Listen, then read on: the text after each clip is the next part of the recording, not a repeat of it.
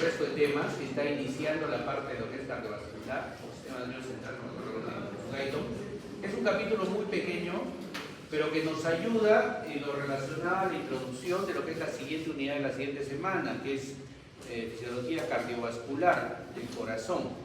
1 y 2 nos ayuda a finalizar el tema de lo que son neurotransmisores. Hasta ahora hemos trabajado con los neurotransmisores que se producían en las neuronas, ¿no? Se iban al botón presináptico, eran liberados y tenían un receptor, y ese receptor trabajaba en la otra célula y generaba un potencial de acción y así iba corriendo el estímulo, ¿no? La contracción muscular igualmente, venía la acetilcolina, se unían a sus receptores de acetilcolina en el músculo, generaba un potencial de acción por entrada de iones de sodio, finalmente liberaba calcio y eso producía la contracción de la miocina con la quina, ¿sí? Entonces, hasta ahí estamos bien. Y hemos visto que hay patologías, enfermedades que se van afectándose en esas zonas, ¿no? Van afectándose en esos lugares, ¿no? Van actuando en receptores, en liberación de vesículas, en el mismo neurotransmisor, en la transmisión en el calcio, ¿no? Entonces, hay patologías diversas, ¿sí? El sistema nervioso autónomo es una parte del sistema nervioso periférico. Tenemos un sistema nervioso central y uno periférico. En el sistema nervioso periférico, la semana pasada hemos visto músculo, que es el sistema somático, el que se mueve. Y el sistema nervioso autónomo es la parte instintiva, la parte involuntaria, la parte de relajo y defensa de nuestro organismo. Es decir, el sistema nervioso autónomo va caminando de la mano del cerebro, de la médula, como ya lo han visto, en el cual nosotros podemos reaccionar instintivamente ante un evento, ¿ya? Muchos de sus nunca se han muerto de miedo, se han muerto de miedo, ¿no? Entonces, cuando se mueren de miedo, ¿qué pasa? Se les seca la boca, los ojos se les abren, ¿no? Comienzan a mirar primero un chiquito y después comienzan a mirar. O cuando entran al cine, está oscuro, todo, no miran nada, y al rato ya están mirando mejor en la oscuridad, ¿no es cierto? Y eso lo han provocado ustedes. No, es algo instintivo. ¿Por qué tenemos que hablar del sistema nervioso autónomo? ¿Por qué tenemos que introducirlo desde aquí, hacerlo en cardiovascular, hacerlo en endocrino, hacerlo en farmacología y finalmente hacerlo en emergencia y todo eso? ¿Por qué? ¿Por qué es tan importante el autónomo? Porque toda la medicina de emergencia se basa en conocer el sistema nervioso autónomo. Todo. Entonces, ustedes van a conocer hoy día la primera parte, los neurotransmisores y los receptores del sistema nervioso autónomo, ¿ya? No les voy a pedir que conozcan a profundidad el funcionamiento de cada uno de los receptores, porque todavía vamos a tener algunos capítulos en otros cursos donde vamos a tratarlo a profundidad. Pero sí necesito saber que se ubiquen los neurotransmisores y los receptores, eso sí. Que cambia todo, sí cambia. Hasta la semana pasada todo era para nosotros acetilcolina, ¿no? Es el principal. Bueno, acá tenemos dos neurotransmisores recontra importantes. Hoy vamos a tratar nuevamente la acetilcolina, que es la vedette de nuestro organismo. Ustedes no la conocían hasta este curso. Y vamos a hablar sobre la adrenalina y noradrenalina, que seguro ya la conocen de vista. Bueno, si se mira esta imagen más o menos, aquí vemos lo que vimos la semana pasada, el sistema nervioso somático, ¿no? El músculo, cómo venía el impulso desde nuestra percepción, lo que necesitamos hacer, venía el potencial de acción que se generaba y despolarizaba el músculo y venía la contracción o extensión del músculo. Eso ya lo hemos visto. Pero el sistema nervioso autónomo, y el sistema nervioso autónomo se divide en dos partes. En el simpático es el que nos protege de todo, el que va a reaccionar ante cualquier estímulo, y el parasimpático, el que lo usamos para descansar, para que nuestro cuerpo se tranquilice, aminore nuestras emociones. Como un ejemplo de cómo el simpático les va a producir taquicardia. ¿Y quién lo detiene? Parasimpático. Cada uno usa un neurotransmisor diferente, comienzan juntos, pero usan un neurotransmisor diferente después y receptores diferentes, ¿ya? El parasimpático ya nace en el cráneo y en el sacro, en la médula del sacro y en el cráneo, con los pares craneales. Todavía no los han visto, entonces solo voy a tocar así. Y el simpático, ¿dónde nace? Nace en la médula torácica lumbar, tóraco-lumbar, ¿ya? Pero si se fijan ambos, lo que pasa es que salen de la médula y se ubican en un gangliecito y después recién van al órgano. El parasimpático es similar, ¿ya? Similar. Entonces, ¿qué partes tienen el simpático y el parasimpático para nosotros ubicarlos? Cuando salen del cerebro, médula sacra, médula torácica, médula lumbar, sale una neurona y se une en un ganglio. Entonces, esta es la primera neurona, es la neurona preganglionar. ¿Ya? Cuando hace la sinapsis con el ganglio, sale hacia el órgano, donde va a efectuarse el estímulo. Sale la neurona posganglionar. ¿Ya? Está ahí chévere, ¿no? Tenemos una neurona preganglionar, una neurona posganglionar, simpático, parasimpático. ¿Qué más se podría complicar? Bueno, resulta que acá tenemos neurotransmisores y receptores. Y acá tenemos neurotransmisores y receptores. Y acá se hace un mundo, se abre todo.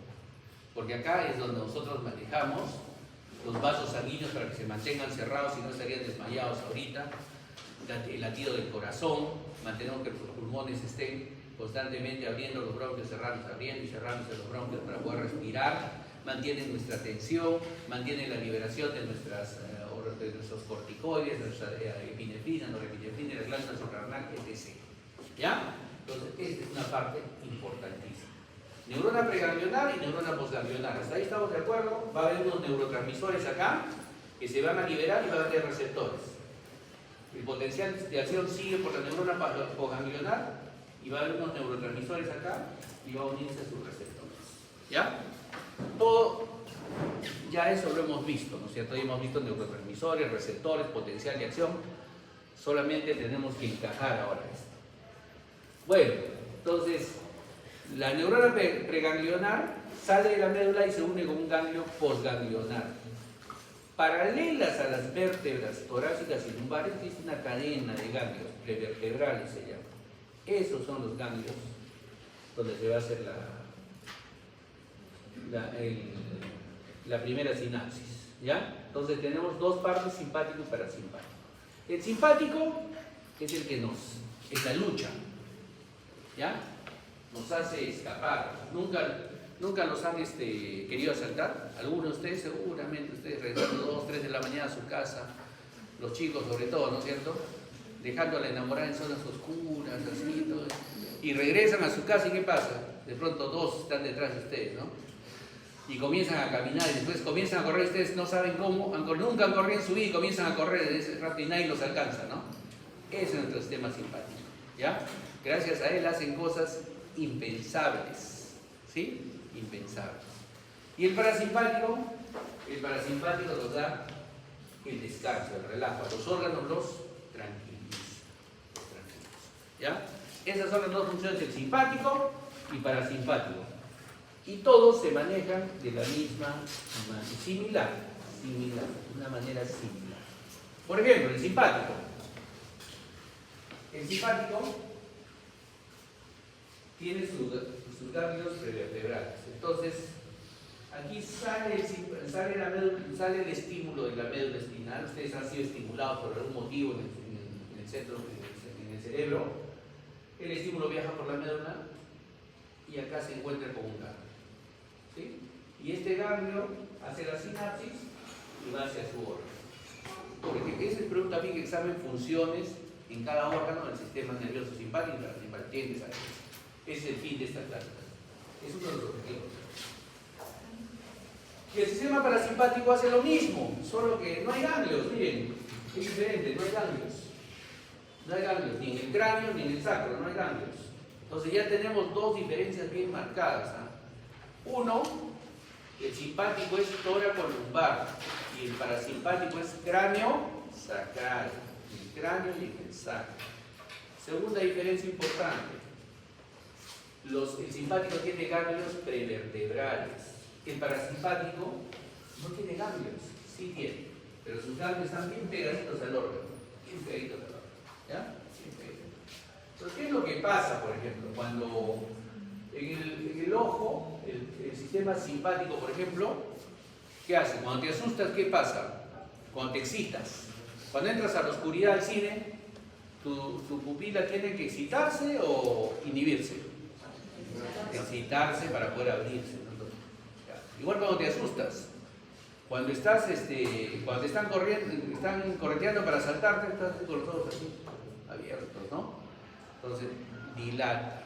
En cambio, el parasimpático disminuye la pupila, ¿ya?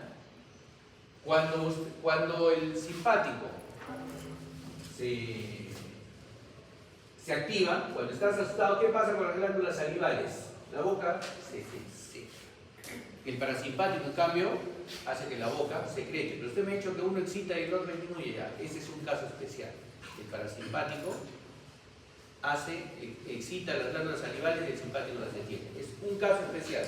Vamos a ver un segundo caso especial después. En el corazón, el simpático aumenta la frecuencia cardíaca. El parasimpático la disminuye. ¿Ya? Entonces, cada órgano, los dos están en el mismo órgano, pero uno excita y el otro detiene. En el pulmón,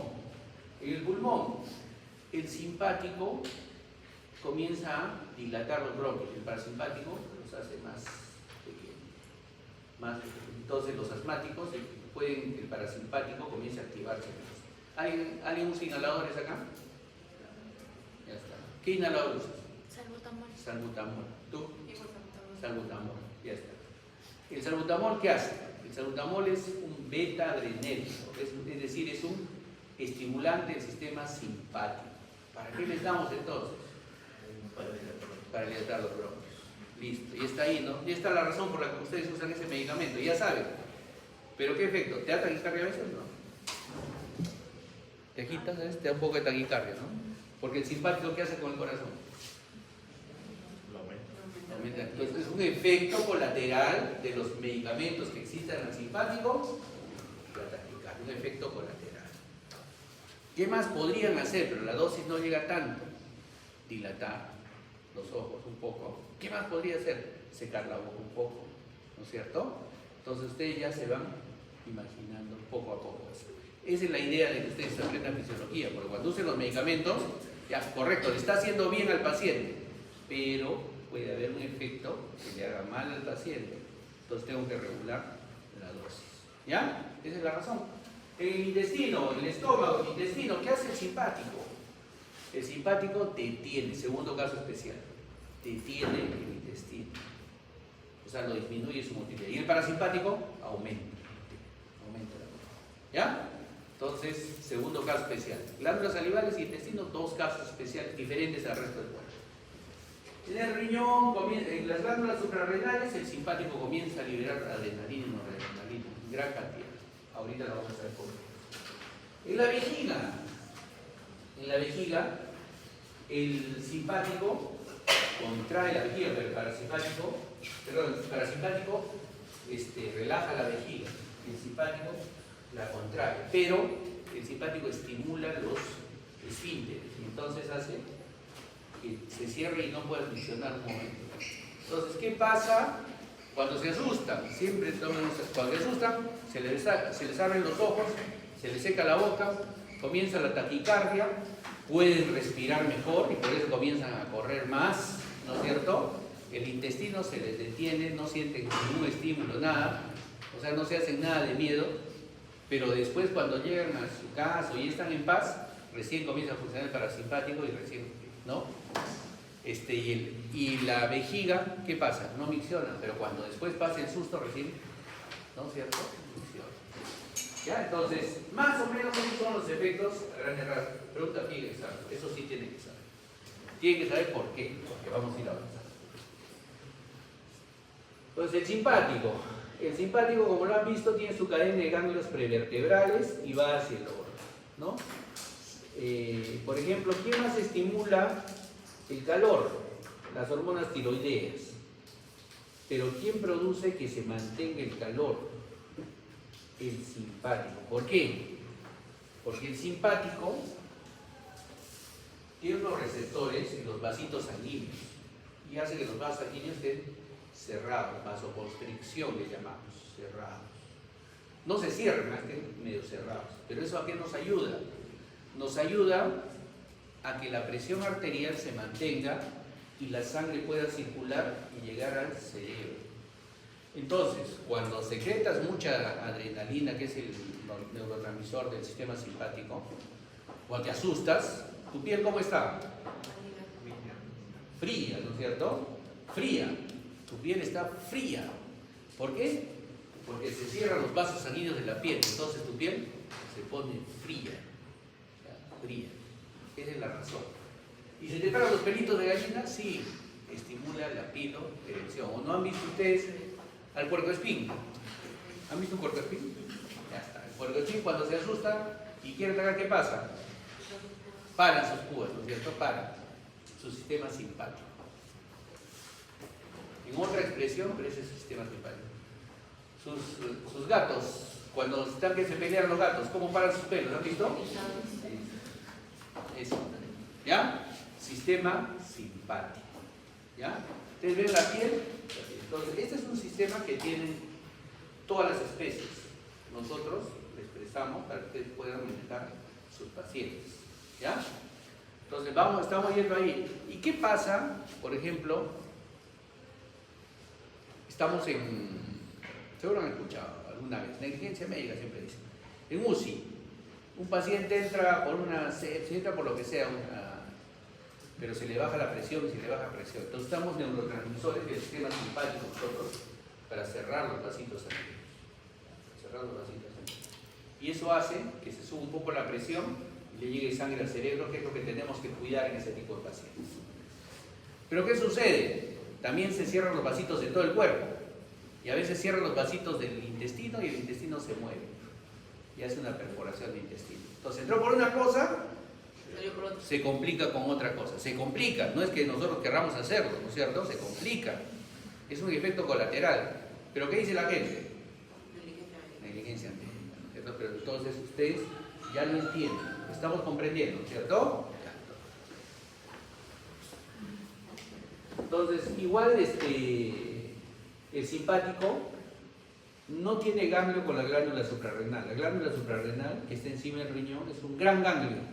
Entonces, ahí sí no tiene, es el único órgano que no tiene ganglio, preganglionar y posganglionar.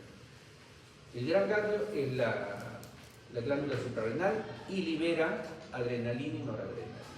Entonces, tenemos los gangliecitos prevertebrales.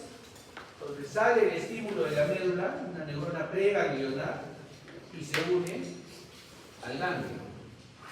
Entonces de ahí nace una neurona postganglionar que va a ir a ya eso está claro. Entonces, pero ¿quiénes trabajan entonces ahora para hacer esa sinapsis? Esa sinapsis que tiene neurotransmisor y tiene receptores. ¿Quiénes trabajan ahí? Igual, no es que la médula salga de frente y ahí está el ganglio, a veces sube un poquito, baja un poquito y el ganglio usa un ganglio de 2-3 espacios arriba, 2-3 espacios abajo, pero eso es ocasional, ¿ya? Que no nos rompa la cabeza por eso. Entonces, las neuronas preganglionares se unen a las cadenas simpáticas o ganglios, ¿no? A los ganglios. Y como se unen a los ganglios, nace la neurona postganglionar. Listo. Entonces, ahí tenemos. ¿Y cuál es el neurotransmisor del sistema nervioso simpático? La noradrenalina. Noradrenalina. Pero no siempre. Y entonces acá ya viene la complicación. Esta es la parte más compleja que queremos de la clase. Acá viene la complicación. Sistema simpático y parasimpático. Ambos. Acá las neuronas preganglionares y postganglionares están iguales, no es así, esto solo es un esquema, ¿ya? ¿Qué es lo que sucede entonces? Cuando nace el estímulo del sistema nervioso simpático y del sistema nervioso parasimpático, entonces nace el estímulo, este es cráneo sacral y este es tóraco lumbar, ¿sí? Entonces nace el estímulo, por cualquier motivo, me asusté o estoy en situación de relajo, todo nace el estímulo. Esta neurona libera el conocido neurotransmisor acetilcolina. ¿Ya? Y entonces acá hay unos receptores. Y estos receptores son de acetilcolina. Pero ¿se acuerdan que vimos en un esquema que había todos receptores de acetilcolina diferentes? ¿Se acuerdan? Sí, ¿no es cierto? Les dije que lo íbamos a hacer más adelante. Bueno, este es uno de esos tipos. Se llama, le hemos puesto receptor nicotínico porque se estimula por la nicotina. Receptor nicotínico. Es decir, los dos, simpático y parasimpático. Liberas el neurotransmisor y tienes tu receptor nicotínico. ¿Ya? Tienes tu receptor nicotínico. ¿Quién viene? Acetilcolina. ¿Y qué hace? Entra sodio. ¿Ya? ¿Y qué pasa cuando entra sodio? Potencial de acción en la neurona postganglionar. Y entonces la neurona postganglionar dice, acá voy. Y se va la neurona postganglionar. Pero, acá viene el cambio. La neurona postganglionar, y viene la complejidad. La neurona postganglionar del sistema simpático usa otro neurotransmisor que se llama noradrenalina. O puede usar adrenalina, que son dos tipos de neurotransmisores que se van metabolizando. Entonces, acá usas noradrenalina o adrenalina, sistema simpático. Y tus receptores, acá sí viene el cuento. Miren, vamos a hablar de 5 receptores nomás. 5 receptores. Alfa, beta, ¿ya? Nos han dividido en alfa, beta. Vamos para cuestiones didácticas, vamos a hablar solo de 2 alfas, alfa 1, alfa 2 y 3 betas, beta 1, beta 2, beta 3. ¿Ya? Realmente ahorita ya para la cuestión molecular están como por alfa 5 y beta 5, ¿no? Y entonces estos ya tienen situaciones más específicas a nivel del sistema nervioso central. Para cuestiones didácticas vamos a hablar el sistema nervioso simpático, neurona preganglionar, su neurotransmisor acetilcolina, su receptor, un receptor nicotínico, el tipo nicotínico. Nace el impulso postganglionar y va al órgano. Y en el órgano se libera noradrenalina. Y sus receptores son los que le he mencionado y lo vamos a ahorita ver un poquito más. El sistema nervioso parasimpático, ¿qué hace?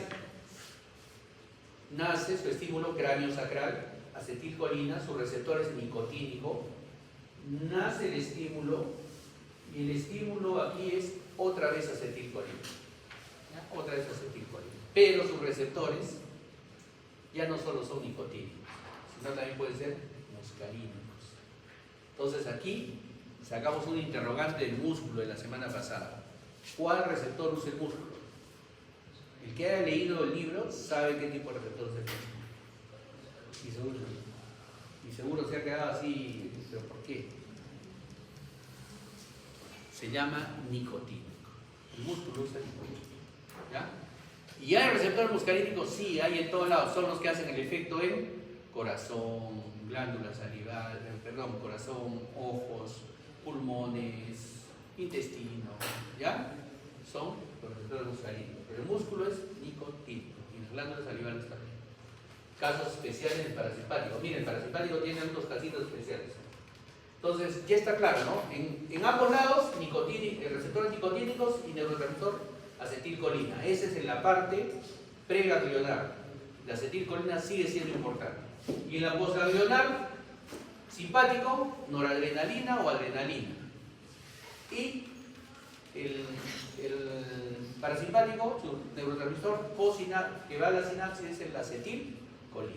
¿Ya? Entonces, ¿hasta ahí está claro? Sí. Ya hemos abierto receptores, ya sabemos que hay muchos receptores. ¿Y para qué nos complicamos con los receptores? Porque los receptores son los que nos ayudan en la parte farmacológica.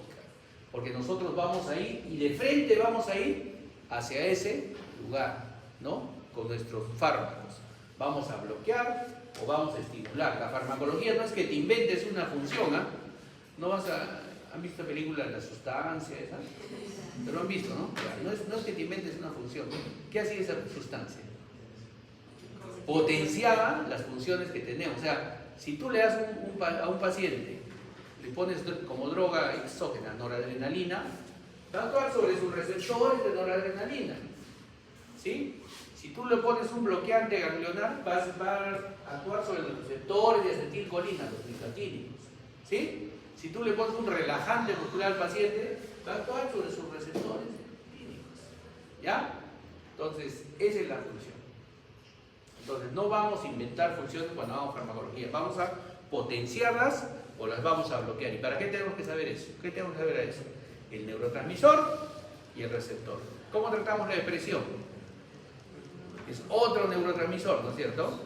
Que es la serotonina. Entonces, tienes que bloquear el efecto de la serotonina o estimular el receptor de serotonina para que capte más, o bloquear o estimular la producción de serotonina. Entonces, y vamos viendo así. Entonces, cada patología es así. Entonces, ahora sí ya saben cómo es el médico, ¿no? Entonces, tienes que abrir un montón de cosas, ¿ya? Pero esto es lo básico. Esto es lo básico. Ustedes conocen el manejo de cada neurotransmisor y cada receptor, van a saber lo que les dije hace un rato. Qué efectos son buenos y qué efectos no son buenos para el paciente. Y si tú le das un tratamiento al paciente, tienes que decirle, pero puede ocasionarle esto y esto, o va a tener esta molestia. Es un médico sincero, entonces hace que su paciente esté satisfecho. Porque va a tomar su pastilla una señora y va a decir, ah, sí, pero el doctor me dijo que me podía marear. Sí me mareé. Listo. Entonces no va a ir a emergencia a 4 de la mañana al hospital diciendo, ese doctor no sabe nada, ¿no? Ya, entonces, nuevamente lo mismo, pero acá sí ya el esquema es más real. ¿Qué les decía? El sistema simpático tiene su neurona o su ganglio pegadito a la médula, ¿no? Y el sistema parasimpático lo tiene pegadito al órgano. ¿Para qué sirve esto? Esto sirve porque el simpático, cuando se estimula, cuando te asustas, el efecto es masivo. No se te sube la presión, tienes taquicardia, se te seca la boca, se te abren los ojos. ¿No? En cambio, el parasimpático, cuando se excita, está cerquita al órgano efector. Entonces, su efecto es más sutil, más disimulado, no es tan masivo. ¿Ya? Entonces, otra diferencia entre el simpático y el parasimpático. El tipo de efecto. Y entonces nuevamente vamos hacia el simpático. Ahora sí ya sabemos con uso de razón cómo es el estímulo, la cadena prevertebral, el efecto en cada uno de los órganos, que es lo que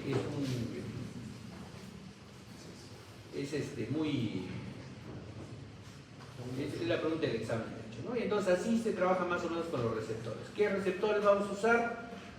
Para la noradrenalina, el sistema simpático, la noradrenalina se llama receptores adrenérgicos. ¿Y dónde viene la noradrenalina? ¿Dónde se genera pues el neurotransmisor? La acetilcolina, ¿dónde se generaba? ¿Quién estaba? Acetilcoenzima A y colina. Entonces se juntaba con todas las enzimas y generaba. ¿La adrenalina dónde viene? Viene un aminoácido que se llama tirosina. Es decir, tienen que comer, tienen que producir tirosina. ¿Sí? Entonces esta tirosina, acá tenemos esta tirosina va comenzando a producirse por descarboxilación, produce dopa y produce dopamina. La dopamina nosotros la usamos como neurotransmisor exógeno. Es decir, hay un paciente crítico que se le baja mucho la presión en UCI, está séptico, ya no podemos manejarlo. Dopamina. Entonces se le sube la presión. ¿Por qué? Porque esa dopamina, cuando entra en nuestro cuerpo, va a comenzar a producirse noradrenalina y después adrenalina. ¿Ya? ¿Qué más usamos? Noradrenalina. Noradrenalina es lo que más usamos en este momento en el mundo entero, ¿no? Noradrenalina, la infusión endovenosa. Adrenalina, ¿sabes la adrenalina? La adrenalina es la droga madre de los paros cardíacos, por ejemplo. ¿Por qué? Porque estimula el corazón y sube la presión, ¿cierto? Es la droga madre. Entonces, desde dopamina, noradrenalina y adrenalina, ¿ya? Está bien. Pero hay por ejemplo, acá necesitamos la feniletolamina para producir noradrenalina, adrenalina. Y cuando hay un defecto acá, ya no producimos adrenalina. Y la adrenalina nos ayuda al desarrollo del cerebro. ¿Ya? Entonces, cuando no producimos esa enzima genéticamente, los niños comienzan a quedarse chiquitos y el cerebrito no funciona. Y entonces tenemos un tipo de enanismo cretinismo, ¿ya? Cuando hay defecto de esta enzima.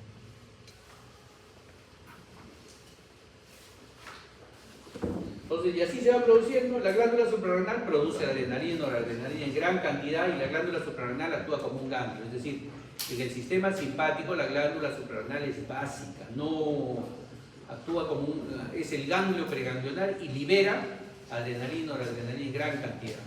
Y entonces lo que hace es estimular a los vasos sanguíneos, al corazón, toda la glándula suprarrenal para producir vasoconstricción, mejorar la presión arterial. Hay tumores que se afectan, como el feocromocitoma, que se afecta en la glándula suprarrenal y producen mucha más cantidad de adrenalina y noradrenalina. ¿Cuál es el efecto del paciente? Pacientes jovencitos con hipertensión arterial, taquicardias, de etiología determinada, ¿no? Entonces, ¿cuál es el tratamiento? Hay que sacarle la glándula suprarrenal.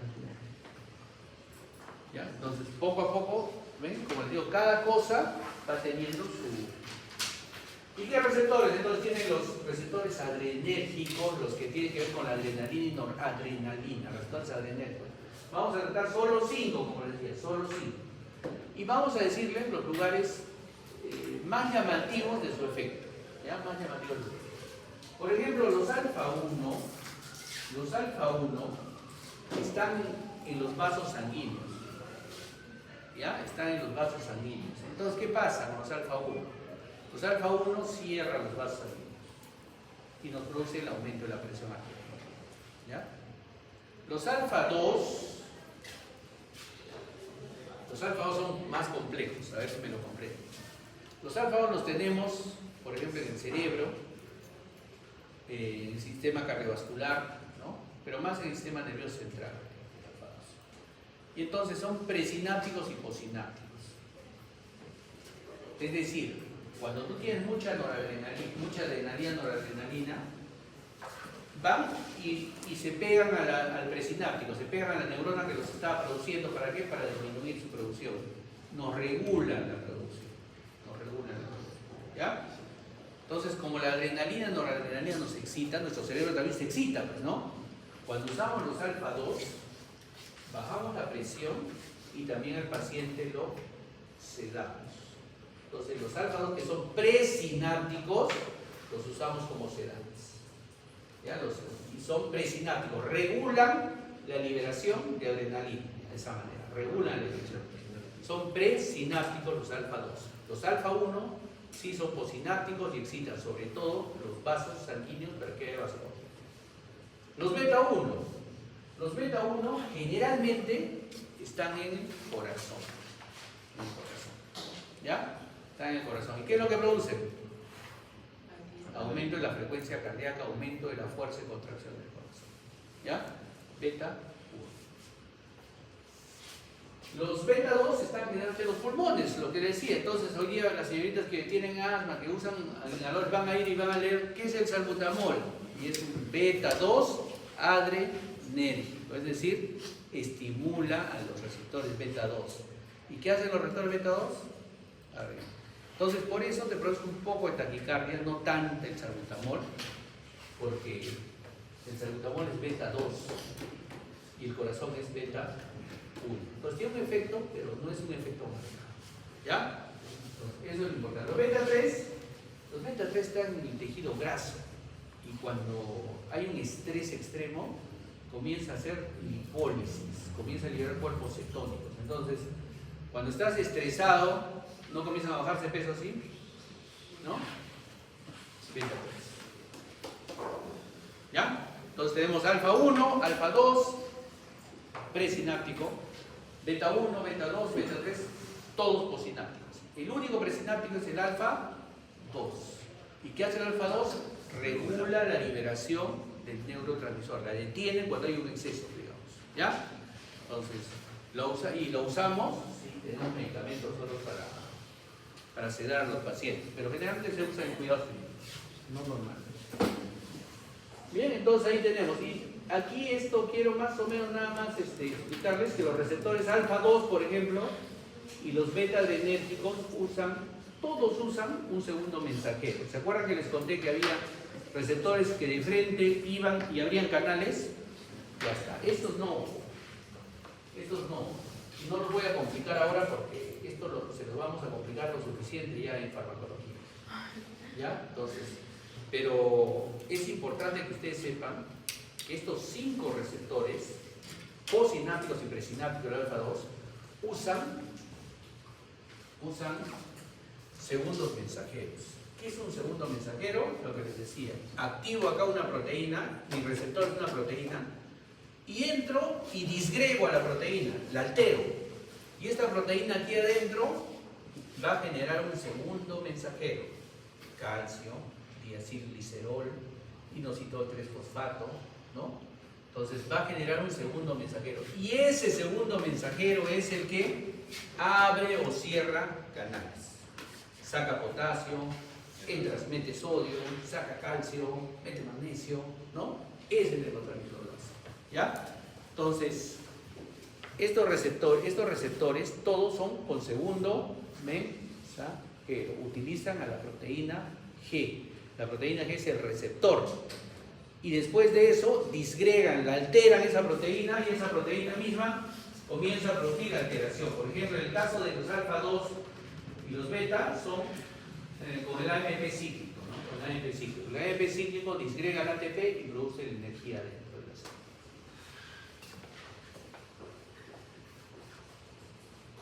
Este es, por ejemplo, el receptor alfa 1, que está en los vasos sanguíneos. Un poco más sencillo, ¿no? Su segundo mensajero, el diacilglicerol y la creatinfosfoquinasa, ¿no? Activan el calcio dentro de la célula y producen el efecto. Entonces, ¿y cómo lo producirían el efecto? A ver, si ya vamos con el segundo mensajero, calcio. Alfa 1. ¿Dónde estaban los alfa 1? Principalmente vasos sanguíneos. ¿Cuál es su función? Contraer, ¿no es cierto? Contraer, vasoconstricción. Entonces, como uso de los vasos sanguíneos, necesito calcio. ¿Para qué necesito el calcio? ¿Se acuerdan que hacía el calcio en el sistema cardiovascular? Producía una meseta y entonces producía una contracción más sostenida. Ahí lo tienen. ¿Ya? Ahí lo tienen el efecto. Entonces nuestros vasos sanguíneos van a estar más tiempo contraídos, por eso están sentados ustedes. Si no tienen sangre en el cerebro, todos estaríamos desmayados. Entonces, gracias a los alfa 1 tenemos.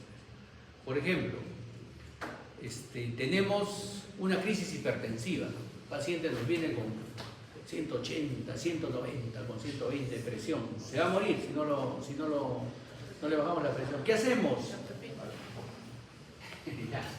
Ya no se trata, ¿ok? En crisis hipertensiva. En las últimas guías del año 2025 ya hemos sacado eso. Sí. Entonces, pero sí le damos su tratamiento normal, usual, pero a lo que yo digo, es otro tipo de antihipertensión. Entonces, ¿qué tengo que hacer? Tengo que bloquear para una emergencia los receptores alfa 1, ¿no es cierto?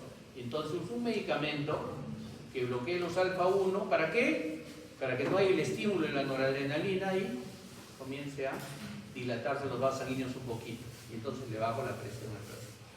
Hasta que le regulo y ya voy viendo después.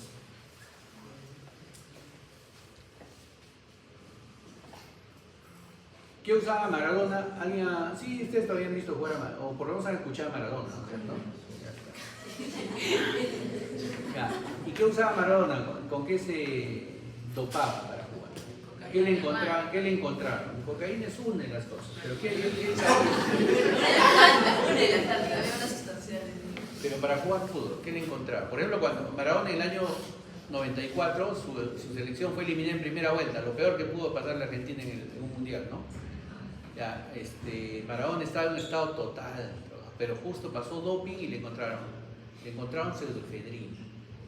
La pseudoefedrina es un adrenérgico. Entonces, ¿qué hacía? Corazón, dilataba los pulmones, aumentaba la presión arterial, le mantenía la presión arterial, entonces aumentaba su capacidad ventilatoria, ¿no? Y de bombeo de sangre. Por eso no se puede tomar pseudoefedrina.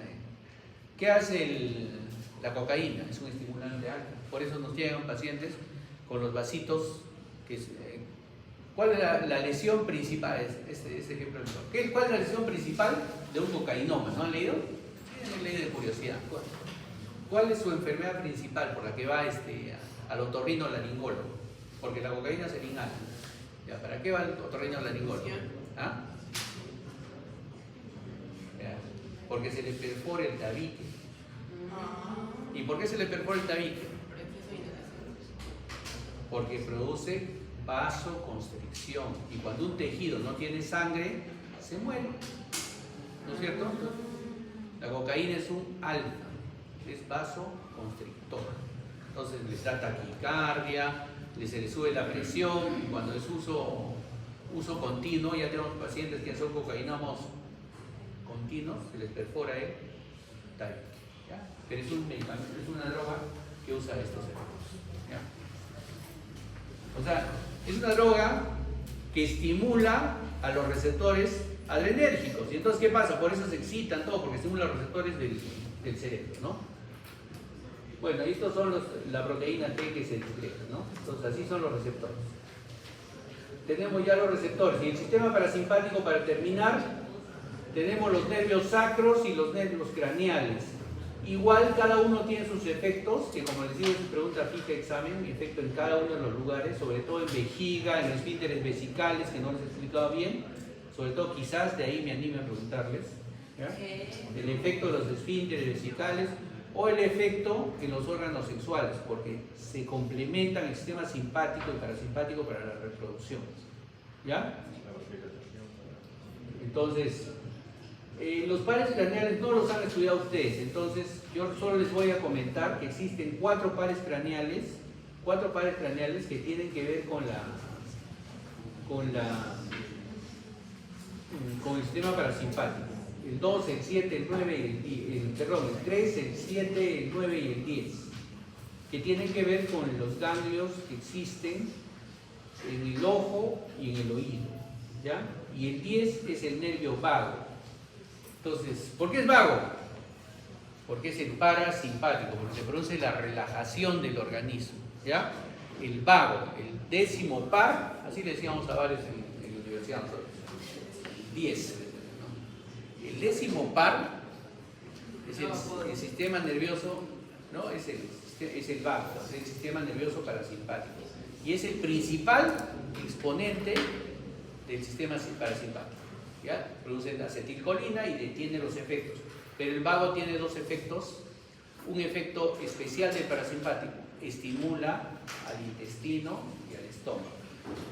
Los otros son el tercer nervio, el motor ocular común, ¿no? El 3, el 7 y el 9, ¿no? El 7 es el nervio facial, el 9 es el glosofaringeo. Y entonces cuando estimulo el 7 y el 9, viene el segundo efecto especial del parasimpático: secreto salino. ¿Ya? Entonces ya hemos visto los efectos especiales del parasimpático, hemos visto. Ahora vamos a ver sus receptores. Ya sabemos sus neurotransmisores, todo. Vamos a culminar viendo sus receptores. ¿Ya?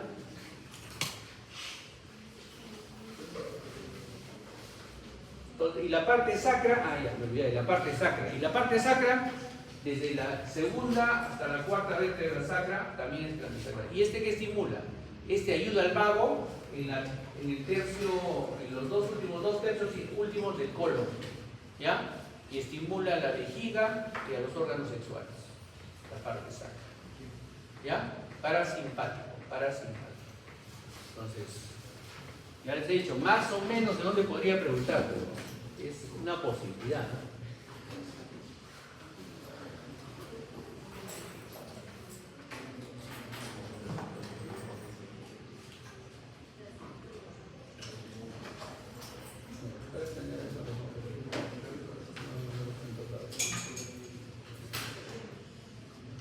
Bien, ¿qué usan entonces? ¿Qué usa el parasimpático? Usa la acetilcolina. La acetilcolina preganglionar y la acetilcolina postganglionar. Y la postganglionar usa receptores nicotínicos y muscarínicos. ¿Dónde usa nicotínicos? En el músculo. ¿Dónde usa muscarínicos? En todo el resto del organismo. Ahí están sus dos tipos de receptores. El receptor que usa en el preganglionar, el nicotínico, es con proteína G.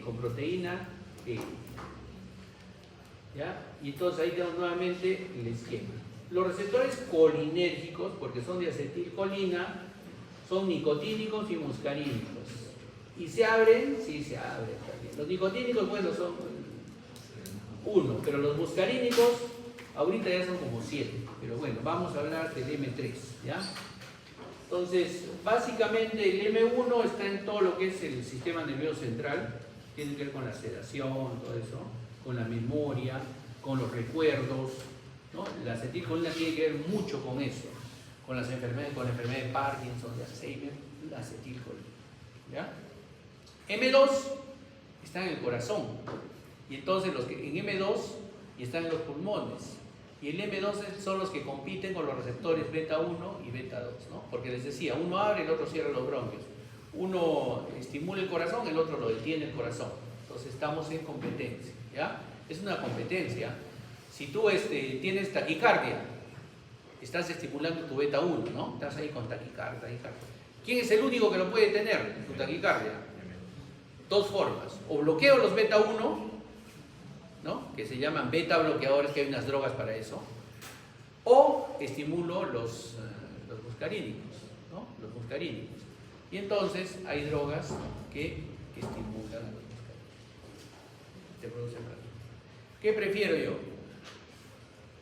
Por ejemplo, hay drogas que hacen bradicardias.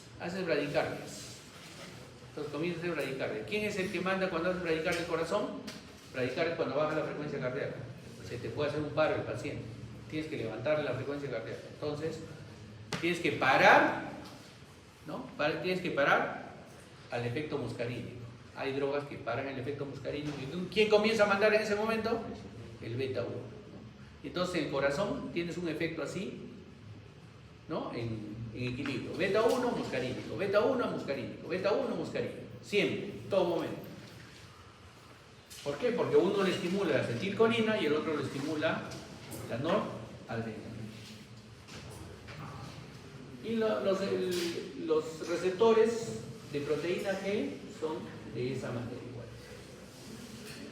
Listo, entonces, y estos son los efectos de la acetilcolina y los muscarínicos. Finalmente, para terminar, vamos a hacer un efecto que se llama baroreceptor, solo como ejemplo. Nosotros tenemos estimulantes, receptores muscarínicos y receptores adrenérgicos en los ganglios, ¿no? ¿Dónde tenemos ganglios?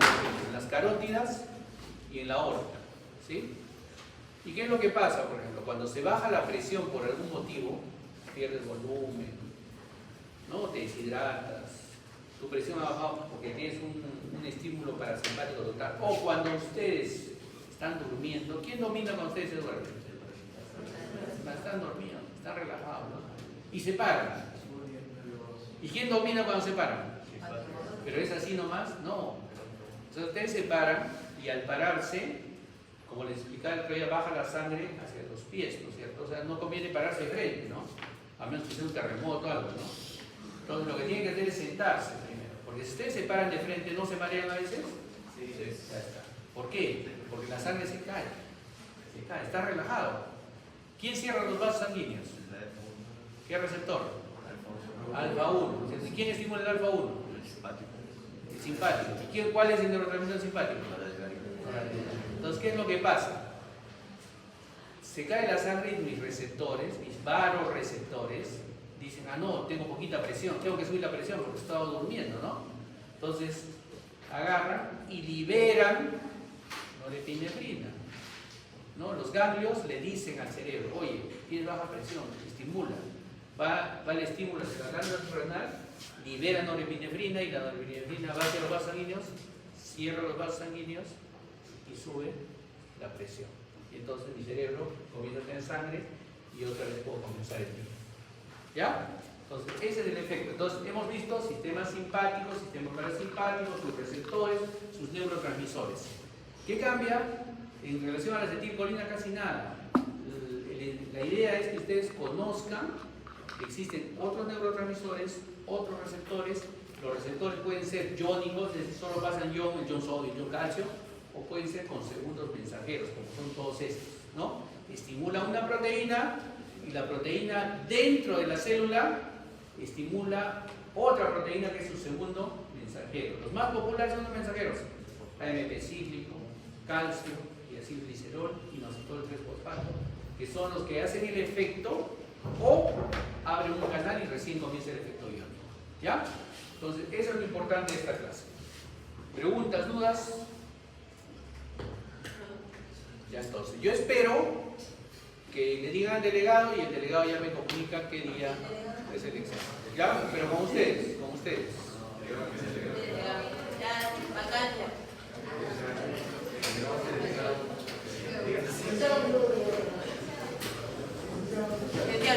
Seteado.